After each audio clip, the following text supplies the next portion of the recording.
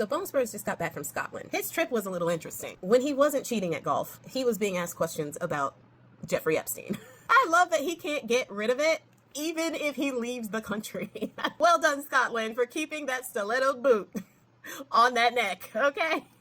So he was asked about Epstein, and he actually offered them a bunch of new information that I'm not sure he would have said here. If you guys didn't see any of the updates for what happened over there in Scotland, he was asked about Epstein, and he actually volunteered the information on why it was that he and Epstein had a falling out. It was such a long story, but he told it anyway. He said that him and Epstein had a falling out because he did something terrible.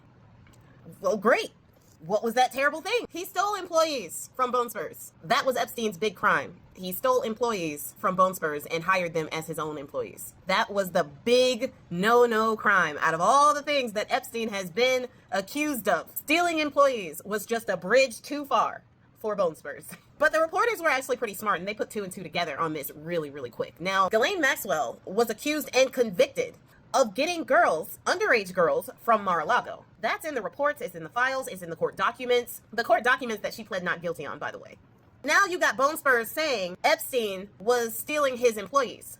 Well, the reporters dug a little deeper and was like, yeah, so they stole some employees? Tell us about that. What employees did they steal? And then Bone Spurs says, oh, well, you guys have been talking about them the whole time. Everybody knows about the employees. Uh-huh.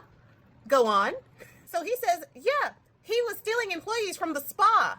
He was stealing employees from the spa. Okay, was he stealing the girls from the spa? Yeah, he was taking the girls from the spa, and I told him not to do that. And he did it again. And I said, no, we're done. So you knew that he was grooming and taking girls from your establishment, and you didn't do anything about it. And this was the nail in the coffin. So they asked specifically about Virginia Giuffre, a very known advocate for the survivors of Epstein and Ghislaine Maxwell. And they asked specifically, did he take her? Was she one of the employees taken from Mar-A-Lago? And he says, yeah, she worked at the spa. So you mean to tell me that this woman who had a lawsuit against Epstein and Ghislaine Maxwell and claimed to be taken from Mar-A-Lago and trafficked and all of that, you had that information and could have corroborated her story the whole damn time and you didn't say anything? You could have corroborated her story saying that that's why y'all had a falling out. You could have said that the whole time and you didn't say it? Now, Virginia Giuffre allegedly unalived herself April 25 of 2025. Allegedly.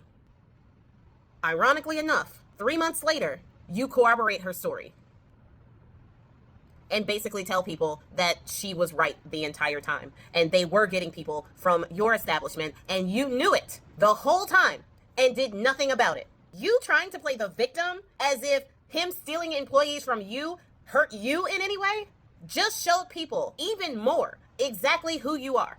You are someone who allowed underage girls who worked at your spa, the best spa around apparently, to be taken and trafficked by your best friend.